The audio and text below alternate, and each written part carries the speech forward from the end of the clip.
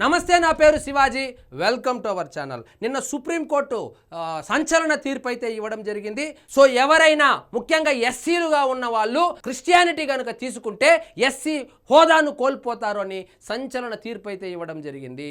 So అంటే ఉదాహరణకు ఇప్పుడు ఒక వ్యక్తి ఉన్నాడు, ఎస్సీ సామాజిక వర్గానికి చెందినటువంటి వ్యక్తి కనుక ఒకవేళ మతాన్ని మార్చుకుంటే అంటే క్రిస్టియానిటీ కనుక తీసుకుంటే అతను ఎస్సీ ఎస్టీ అట్రాసిటీ కేసులు ఏవైతే ఉన్నాయో ఆ కేసులు పెట్టడానికి అనర్హుడు అని చెప్పి సుప్రీంకోర్టు అయితే సంచలనమైనటువంటి తీర్పు ఇచ్చింది.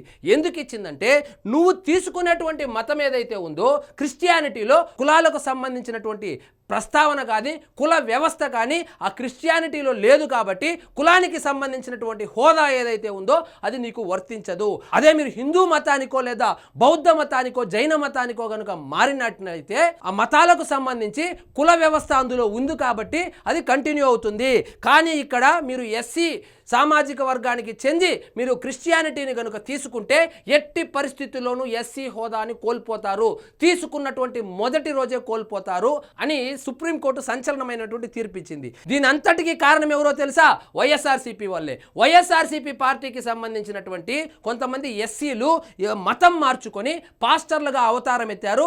వాళ్ళు పాస్టర్లుగా అవతారం ఎత్తడమే కాకుండా ఒకరి భూమిని కబ్జా చేసి అక్కడ చర్చి నిర్మాణం ఏదో చేయడం జరిగింది. ల్యాండ్కు సంబంధించినటువంటి ఓనర్ ఎవరైతే ఉన్నారో అతను వచ్చి అడ్డుపడినందుకు అతని మీద ఎస్సీ ఎస్టీ అట్రాసిటీ కేసులు అయితే పెట్టడం జరిగింది. సో దానికి సంబంధించి దాన్ని సవాలు చేస్తూ ఆ వ్యక్తి హైకోర్టుకి వెళ్తే హైకోర్టు అయితే సంచలనమైనటువంటి తీర్పు ఇచ్చింది. దాన్నే ఇప్పుడు సుప్రీంకోర్టు కూడా చెప్పడం జరిగింది. ఏం జరిగిందో చూద్దాం రండి. వైకాపా నేతల ప్రోద్బలంతోనే నా స్థలం ఆక్రమించి చర్చి నిర్మాణం ప్రశ్నించినందుకు మాపై ఎస్సీ ఎస్టీ అట్రాసిటీ కేసు. అంటే ఎస్సీ ఎస్టీ అట్రాసిటీ కేసు ఎవరు పెట్టారు? ఆ చర్చి నిర్మాణం చేస్తున్న వాళ్ళు, అతని భూమి కబ్జా చేసినటువంటి వాళ్ళు, ఆ భూమి కబ్జా చేసినటువంటి వాళ్ళు, చర్చి నిర్మాణం చేస్తున్నటువంటి వాళ్ళు ఎవరైతే ఉన్నారో వాళ్ళు ఇంతకు ముందు ఎస్సీలుగా ఉండేవాళ్ళు కానీ మతం మార్చుకొని ఇప్పుడు క్రిస్టియానిటీ తీసుకున్నారు కాబట్టి వాళ్లకు ఆ ఎస్సీలకు ఉన్నటువంటి హోదా ఏదైతే ఉందో అది చెల్లదు అని చెప్పి ఆయన కౌంటర్ దాఖలు చేశారు. మతం మారితే ఎస్సీ హోదా వర్తించదని తెలిసినా అని ఆల్రెడీ రూల్లో ఉన్నా కూడా అప్పటి అధికారులు తప్పుడు నివేదికనిచ్చారు. 5 ఏళ్లు పోరాడితే సుప్రీంకోర్టు తీర్పుతో ఇప్పటికీ న్యాయం జరిగింది. అంటే వైఎస్ఆర్సీపీ అధికారంలో ఉన్నప్పుడు ఆ పాస్టర్ల బ్యాచ్ ఏదైతే ఉందో వాళ్లకు సంబంధించి పూర్తిగా చూద్దాం ఏం జరిగిందో. నా స్థలాన్ని ఆక్రమించి అందులో చర్చి నిర్మిస్తున్నారని ప్రశ్నించినందుకు వైకాపా నేతల ప్రోద్బలంతో పాస్టర్ చింతాడ ఆనంద్ నాతో పాటు నా కుటుంబ సభ్యులపైన ఎస్సీ ఎస్టీ అట్రాసిటీ నిరోధక చట్టం కింద తప్పుడు కేసులు పెట్టారు. కులం పేరుతో దూషించామంటూ కేసు బనాయించారు. మతం మారితే ఎస్సీ హోదా వర్తించదని తెలిసిన వైకాపా రాష్ట్ర స్థాయి నేతల ఒత్తిడితో అధికారులు చింతాడ ఆనంద్ ఎస్సీఏనంటూ తప్పుడు నివేదికలు ఇచ్చారు. సో చింతాడ ఆనంద్ అనేటువంటి వ్యక్తి ఎస్సీ సామాజిక వర్గానికి చెందినటువంటి వ్యక్తి మతం మార్చుకొని పాస్టర్ అవతారం ఎత్తి ఇతరుల భూములను కబ్జా చేసి అక్కడ చర్చి నిర్మాణం చేస్తూ ఉంటే అయ్యా ఇది తప్పు కదా అని అడిగితే వాళ్ళు అతని మీద, ఆ భూమి యజమాని మీద, ఆ కుటుంబ సభ్యుల మీద ఎస్సీ ఎస్టీ అట్రాసిటీ కేసులు పెట్టాడు. సో రూల్ బుక్ ఏం చెప్తా ఉంది?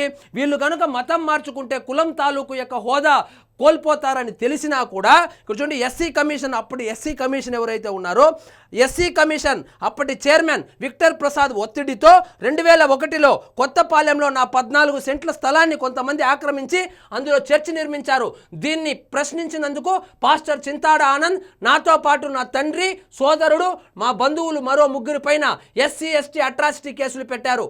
ఆయనకు అప్పట్లో వైకాపా నాయకులు ఏమి దరిద్రం జరిగినా దాని వెనకాల వైకాపా ఉంటుంది.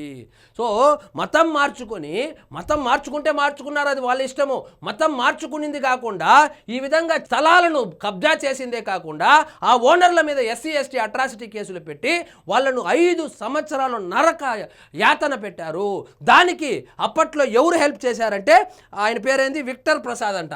ఆయనకు అప్పట్లో వైకాపా నాయకులు అండదండలు ఉండేవి. పాస్టర్ చింతాడ ఆనంద్, వైకాపా నాయకుడు అనిల్ అప్పట్లో ఎస్సీ కమిషన్ చైర్మన్గా ఉన్న విక్టర్ ప్రసాద్ దగ్గరికి వెళ్ళి చర్చి నిర్మాణాన్ని అడ్డుకుంటున్నామని మాపై ఫిర్యాదు చేశారు. విక్టర్ ప్రసాద్ వాటిని బాపట్ల డిఎస్పీపై ఒత్తిడి తీసుకొచ్చి మాపై అట్రాసిటీ కేసులు పెట్టారు.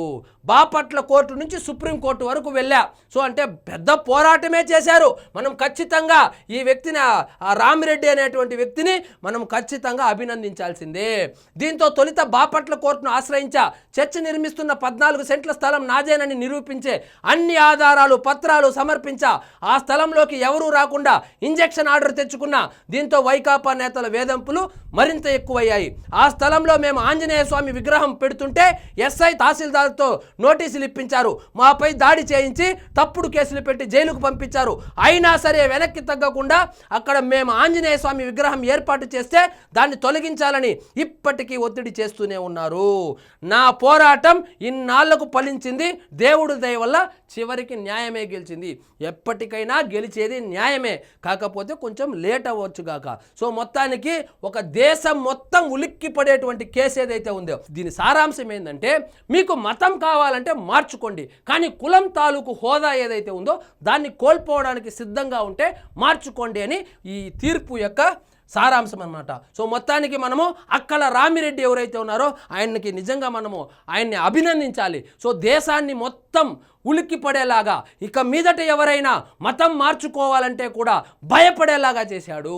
సో ఇదండి ఈరోజు మన టాపిక్. మీకు ఈ వీడియో నచ్చినట్లయితే లైక్ చేయండి, షేర్ చేయండి, ఛానల్ మాత్రం సబ్స్క్రైబ్ చేసుకోవడం మర్చిపోవద్దు.